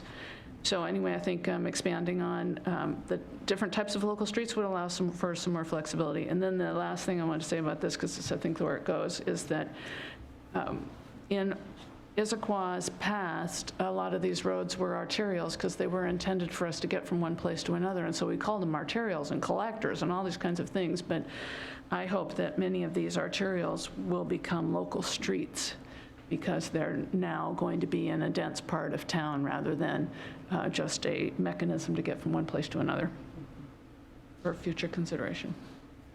That's really. And then the next thing to consider is our timing. We are at 7:30, which we were going to be at the Mobility Master Plan performance metrics. Is that right? So help us get through this. So my recommendation to this group is that, and I think we can make it through this presentation, the performance metrics, and we knew there was the risk that we wouldn't get there. I think we can bring that at the next meeting. So I think if we can make it through this, and I'm actually fairly confident we can, that would be my recommendation. You're saying stay the course and Yes. table the mobility master plan performance metrics to the next meeting if necessary. Correct. We won't forget performance metrics, but I think it's, You guys good there's with that? there's value Okay. to finishing what we've started here tonight. Great. Okay. Thank you, Okay. Kendra, go ahead. Well, this is really helpful, and I've gotten what I needed, and actually, this next one, we're going to, and just here, we were going to talk about this, I'm not going to go into detail, already to the point that Kurt brought up is thinking through different hierarchies of streets and thinking about not just sidewalk, but, what is that quality of sidewalk, one side versus the both, amenity, thinking about other pedestrian facilities, so we've got that. I want to say crosswalks. So this body will actually be addressing crosswalks through kind of a slightly parallel path. The city is updating its crossing guidelines, and that's going to come through the TAB as well. That work has got kind of its own kind of technical nuance. City staff just had a workshop, I think it was last week, to kind of go through kind of what makes sense to consider as a part of crosswalk guidance. So we would actually, for identifying where we need crossings in the city and where they should be provided, look to that guidance. The city has some guidance today. You can see it on this flow chart here.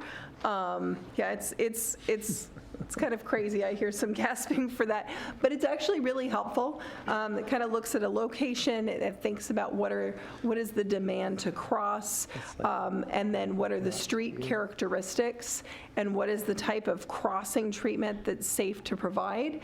Actually, the structure of the city's policy is not bad at all. What it lacks is some of the most up-to-date kind of treatments.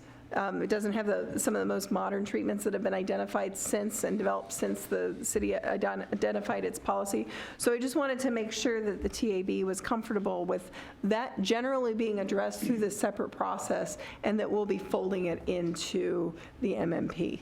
So I see nodding. And let me just assure you, TAB will be brought into that process as well, so you'll have your opportunity to provide some input there. Biking policies. So just as, kind of in terms of like the biggest thing that Issaquah has from a biking perspective is the walk and roll strategy that was developed in 2015. And walk and roll strategy, as we've talked with staff, it was a very good planning effort. I don't know if anybody on this dais here was involved in that. It's got a lot of really great aspects to it, but it was very aspirational. So it identified a lot of facilities all over the city. And what we're finding is that while it had a lot of really great ideas, it's not giving us the focus that we need to really identify those facilities that are the most critical. So in looking to kind of state of the practice guidance, we think that level of traffic stress provides a really good framework to consider. And this actually, this images here actually comes from the City of Bellevue's multimodal level of service policy. So they're using level of traffic stress.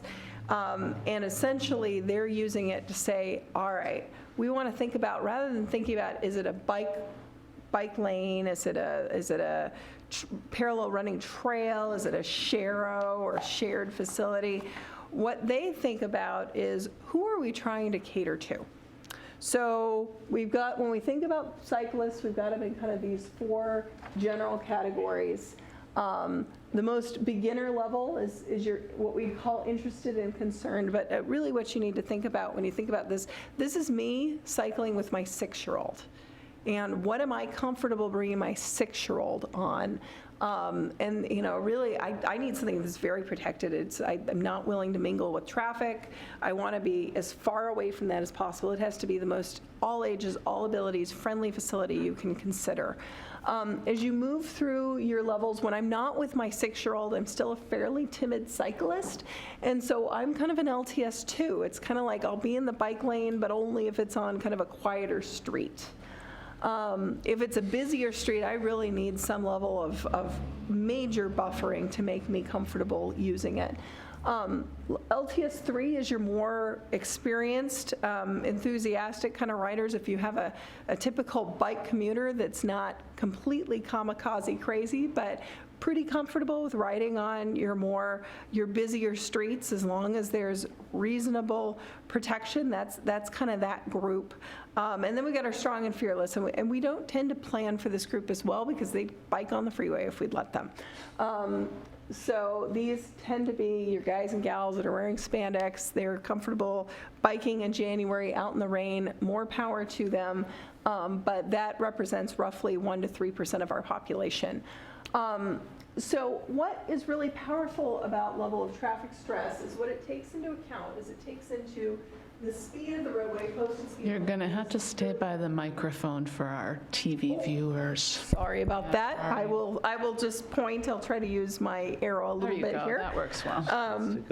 So what we take into consideration is kind of three characteristics. One is the speed limit of the roadway, and you can see here on this graphic here that we've got essentially roads that are less than 25 miles an hour all the way up to roads that are more than 40, that are 40 or more miles per hour. It also takes into account the arterial traffic volume. So not only how fast are cars going, but how many of them are there. And this level of traffic stress guidance really gives us some clear guidance on the types of facilities that we would need to provide to accommodate each user type. So if you want to provide a facility that's comfortable for you're interested and concerned, it generally needs to be on your lower speed roadways unless you're willing to provide a physically separated facility like our Mountain to Sound trail. If we're planning for more of that interested and concerned group, so me, there are other kinds of treatments that you'd need to put in place based on the speed and the volume of the roadway, and you can see kind of other user types and what they require. So the end result here is thinking about your roadway network and using this type of framework for identifying facility needs. So going into kind of the policy and the network as we've thought about it. So first of all, this here, you can see the policy is to create low stress LTS 1 or 2 bike network that connects kind of major destinations, transit hubs, residential and employment centers throughout your RGC. And we used the walk and roll action strategy network. So again, we didn't use necessarily the recommendations of the walk and roll plan, but we used kind of the roadways that they identified as the places that we looked. Then what we did was we actually looked at your current system, and we looked at kind of what type of level of traffic stress are they providing today. And so as you can see here, I know there's a lot of colors on this map. Essentially, all the areas that are red and orange provide LTS 3 or 4, so they're kind of only friendly and comfortable to those most experienced cyclists.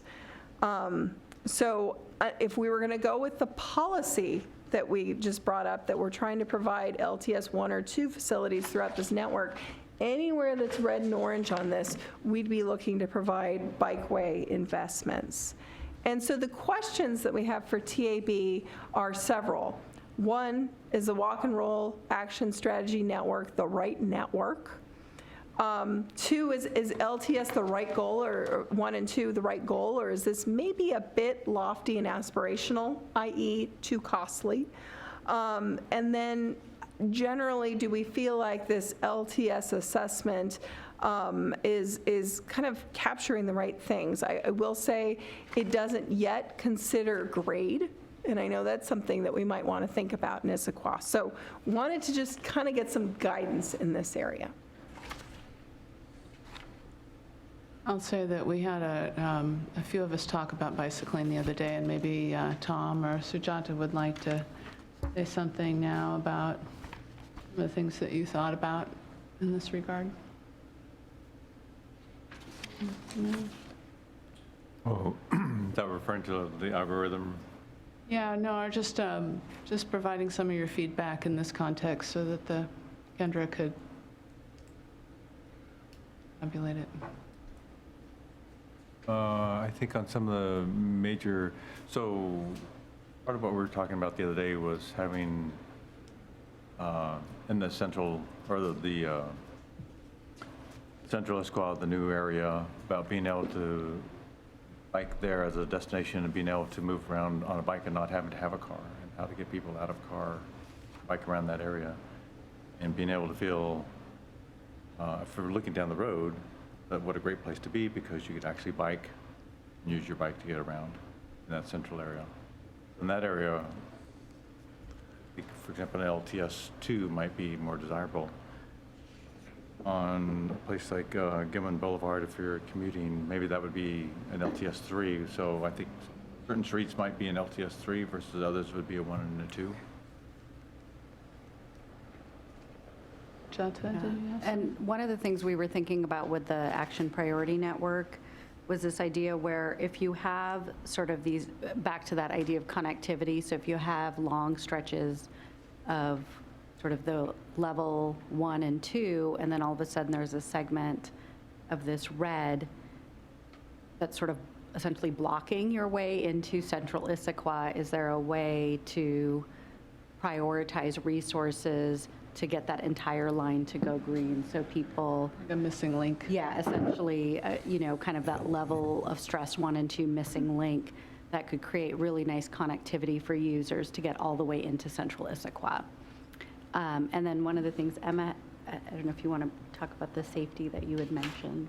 I think I mentioned it earlier before too.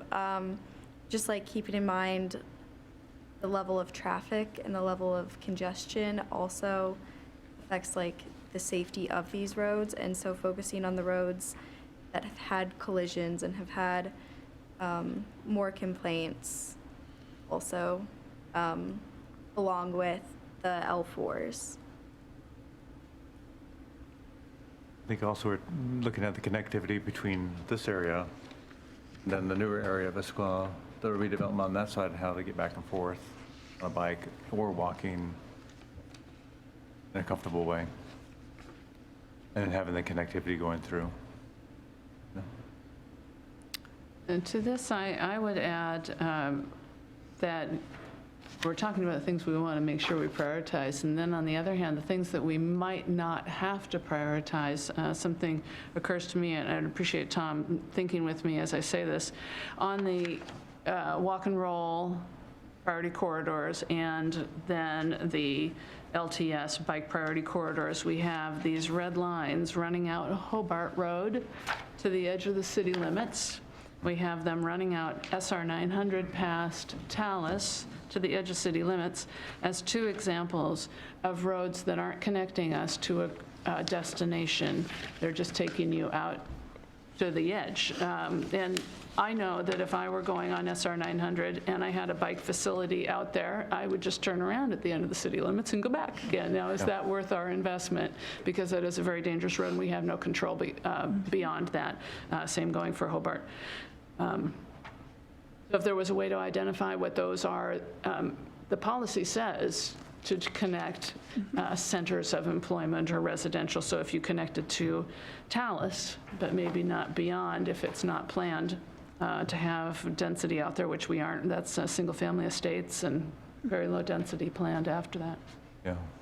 So I mean, there's a couple things we could do They with that. comment I rode 900 once and I'll never ride it again. No. Yeah, me But too. Issaquah Hobart Road, there are quite a few commuters who go up from the transit center, up Newport and out Issaquah Hobart Road, all the way up to Tiger Mountain Road. Yeah, and if we could have a connection to a safe ride there rather than us being the only one, maybe. If you have to make choices, that's all I'm saying. If you have to make choices. What else? Anything else? Well, are any of these bikeways usable for pedestrians? Are they shared, or is it all just bike lanes? Do we have that written out? As of right now, we were looking at it just through the lens of biking. Now, when we bring all these modes together, I think that's where there are some opportunities. So an example, a physically separated bikeway or a trail, that's a great facility for a pedestrian or a bike. And so to the extent that we're trying to connect and provide really great LTS 1 or 2 facilities, I think to the extent we can be creative and use that space and multi-purpose, I think that's a great way to think about it. So I've heard like a lot of our context, focus on connecting centers, making sure I've heard a lot of desire for being really thoughtful about your investments and prioritizing gap fill first, and then context sensitivity. Again, blanket 1-2 may not be right, but blanket 1-2 in those higher density areas may be right. So, okay, I'm going to get into our last mode, and I think this will go fairly quick. Mostly current today, as I mentioned earlier, Issaquah does not, provide transit service in the city. Issaquah's role, the things that Issaquah is responsible for is one, transit vehicle throughput within the city, so thinking about the intersections and how quickly a bus can make it through an intersection. That is something that's within the city's control. City provides a bike and pedestrian network, so bike and ped access to transit facilities, that's also within the city's control. And then land use to support planned transit, so thinking about, are we densifying in the right places vis-a-vis transit? And I think you guys are all really thinking about these already. Your comp plan includes kind of this graphic right here that just, it kind of expresses that you want to partner with your transit agencies to provide transit stop amenities and safe access at major transit stops. And so I think just really providing kind of those goals. And so at the highest level, the comp plan says you want to provide sidewalks and marked crossings, serving stops, and that you want high-level stop amenities. It doesn't define what those are. And that, in an ideal world, along your transit routes, you've got all-day peak service. It's quick, it's got short headways, and then it just kind of goes down from there. This isn't a concurrency standard. This is just the city's kind of thought about what is good transit service look like. So I want to provide a little bit more here. Other current policy, one more, is just to use transit service within the city's boundary to connect to major commercial centers, neighborhoods, regional transportation facilities. And that all makes sense. So again, just a little graphic here, just kind of already went through this, but just to think about how transit agencies and city policies work together. Again, the transit agency is what is providing the transit routes, the stops, or the headways, and generally many of the stop amenities. It's transit agency guidelines. City policies are, again, providing that access to transit and the roadway intersection operations. And together, those things are really what lead to route performance and speed and reliability, at least within Issaquah. Of course, you don't have control of what happens outside of your boundaries, but that's how these two kind of policies work together. Just looking at where transit service is today, kind of map that out. Got your locations of your services and your park and ride locations, where it's expected to be in the future. Of course, we can see some of the Metro Connects. As you can look between these, you can see greatly expanded routes within Issaquah and heading out to Sammamish and neighboring cities. You can also see the light rail coming in by kind of 2041. And I think as a part of the transit, or as a part of the MMP, we're really setting the stage. The MMP is not going to answer all the questions as it relates to kind of transit, but what the MMP gives us the opportunity to do is to really kind of start writing down what are our priorities for transit, what are our aspirations. The city plans to follow up and do a kind of a transit master plan to really get into kind of the fine-grained details. But as a part of the MMP, we're really going to start looking at potential improvements for speed and reliability, potential concepts for transit stop amenities and access to transit. So mostly just kind of laying out that these are the broad areas that we think of from the perspective of transit. And our questions for you tonight are, one, as the MMP will frame the issues for transit master plan, are there issues you think we should frame? So I shared kind of the ones that are on our minds. Is there something else we should be thinking about? And then just generally, how should transit be balanced with other modes? And are there places, for example, in intersection operations where transit should take priority? So I think on this is the last kind of modal-specific slide we have before we kind of wrap up. Cynthia, are you looking at me because you're ready to speak? Anyone? I'm going to ask a question then while you think about it for a moment. Why isn't the transit master plan part of the the mobility master plan? Why is the TMP separate from the Yeah. MP? And Kurt, did you want to?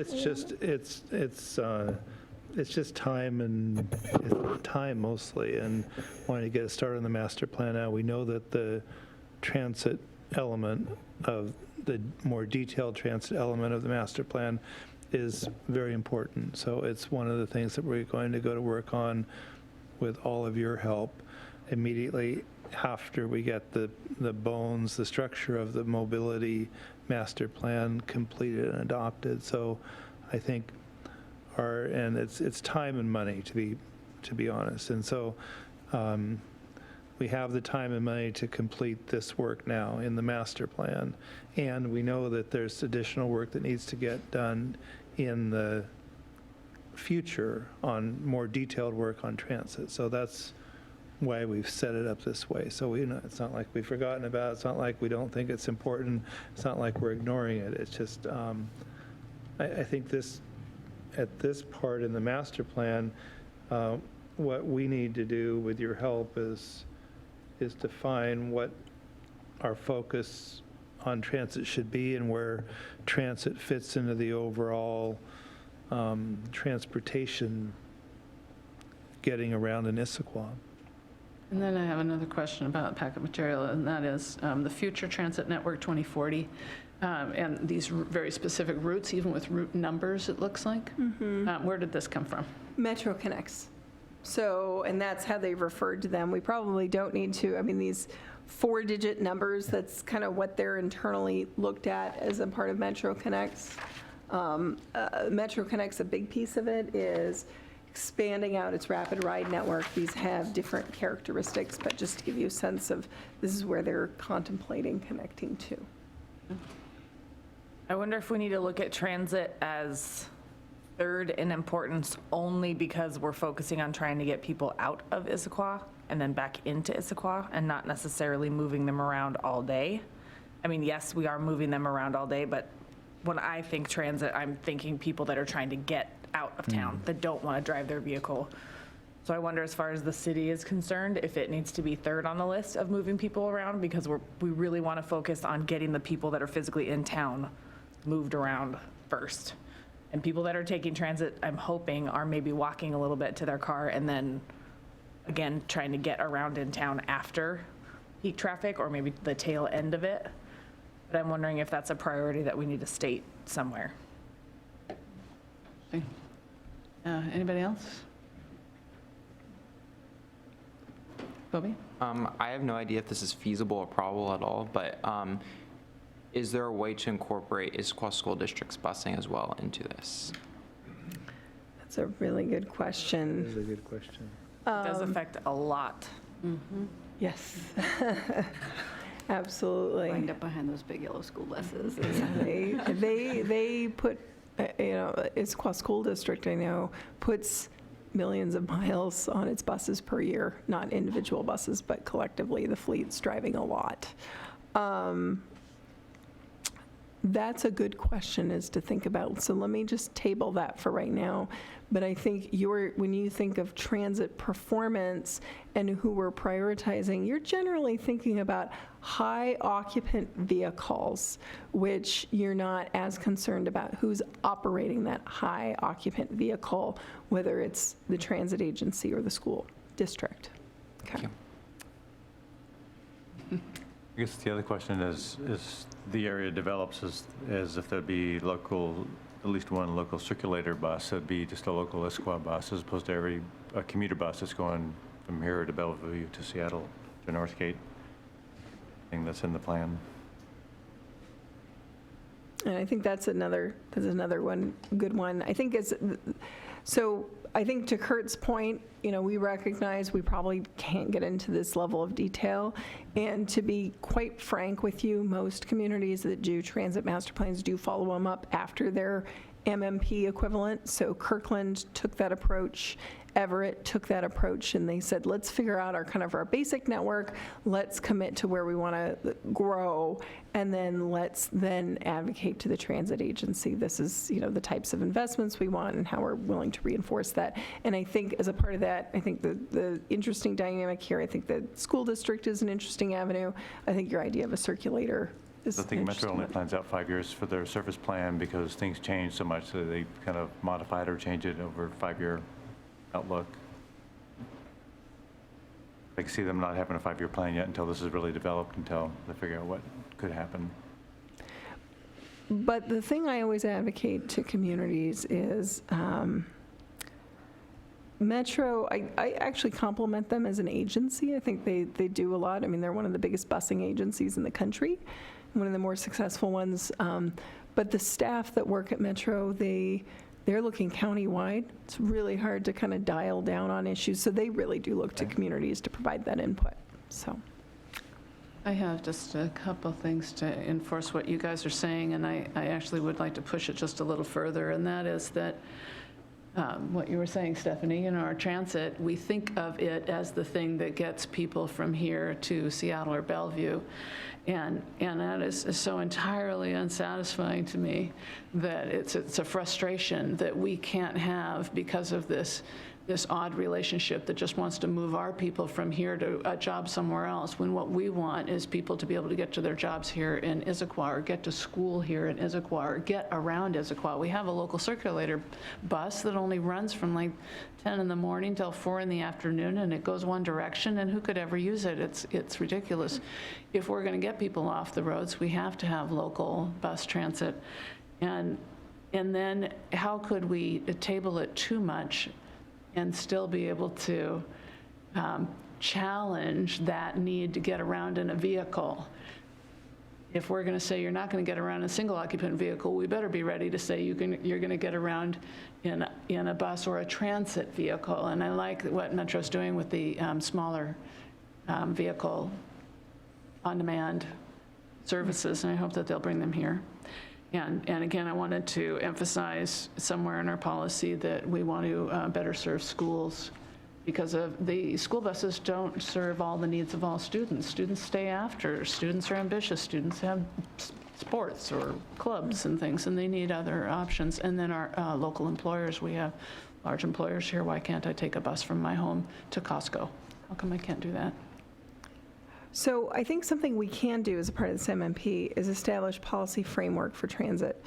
I don't think we're going to get to the place where we have discrete project list prioritized like the other modes, but I think if we work with you to develop policy framework, and I've jotted down a number of things I think what we can do is bring back, because it's not going to inform as much our project list, which is the critical path piece item, but have an additional conversation with you guys about transit policy. And I really like the idea of transit, thinking about transit having different policies for how we interact with transit that's getting people out of the city, transit that's within the city, school transit.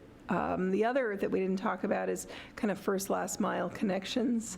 How does that work with Uber, Lyft, ride hailing, those pieces that are complementary? So I think those are topics we can keep working on, and I think as a part of this, what we're hoping to get out of the TAB is policy guidance for this larger kind of transit master plan, which is something that we'll follow. So I feel like we've gotten incredible input from you guys tonight. Moving forward, again, this is where we are. So I feel like we'll be working with staff to kind of summarize what we heard tonight, but I think we've gotten a lot of good guidance on policies. Plan to come back to you specifically on the project angle in October based on kind of what we heard. I'll work with Kurt and Sheldon to find out how we kind of address more of the evaluation criteria and performance metrics. That is a little bit of a side topic, but how we want to address that. But again, we're looking forward to continuing to work with you on that, and here's our kind of future topic, just as a preview. So here's our schedule. We're going to be kind of taking what we've heard tonight, kind of start looking through kind of some investments and coming back. That's all I've got. Thank you, Kendra. Okay, so we are out of time, but we already talked about postponing the Mobility Master Plan performance metrics to our next, would that be the September meeting? Yes. Is that what you would do? Okay. That'll be postponed. And then let me ask if the staff has any report tonight or any additional comments for us? I don't, but I did want to just take 30 more seconds of your time to sort of as a preview to the projects and the further discussion about the different modes and the projects that might be associated with them. It's, I hate to say it, but it at the end of the day, it comes down to money, and all these projects that we'll be talking about are expensive. And it's great to talk about the various modes and automobiles and bikes and peds and transit, and I think where the hard work's going to come, and I'm sure it's already crossed some of your minds, is how are we going to balance all of these needs appropriately and, put our money where our mouth is, so to speak, and invest in those projects that create the community that we want to have. And that is the hard work coming up. So I encourage you to start thinking about this in the context of the various modes, and where, if you had $1, where would you spend it? And because you can't spend it on all of these things equally, or maybe you can. But that's the challenge to think about going forward. And again, I just want to thank you all for, this is hard stuff. This is complicated things to think about, and there is no easy right answer, but we'll get there. Thank you. Anything from you, Sheldon? No, not this evening. Okay. The chair report from me is that I am not here for the September meeting, Cynthia. You've got an instant promotion, and that's on September 23rd. Okay, one from me. Okay. And that the bike ad hoc committee will continue to work with Stephen to gather information, hopefully from more people in the public, about bicycle priorities, help our conversation about that. And then is there a youth report, Colby? A report from us. Okay, thank you. Any other announcements? So one item, the rules and regulations that the board has adopted. I have a document here that for each of you to sign on the back of for the rules and regulations, so I'll pass that around. So before you leave, it'd be appreciated if you could sign the back. Thank you, we'll do that. Anything else? Yeah, then I will adjourn this meeting at 8:03, and we have our next meeting scheduled for Monday, September 23rd at 6 p.m. I'm going to assume it's here at council chambers unless you hear otherwise. Thank you. Thank you.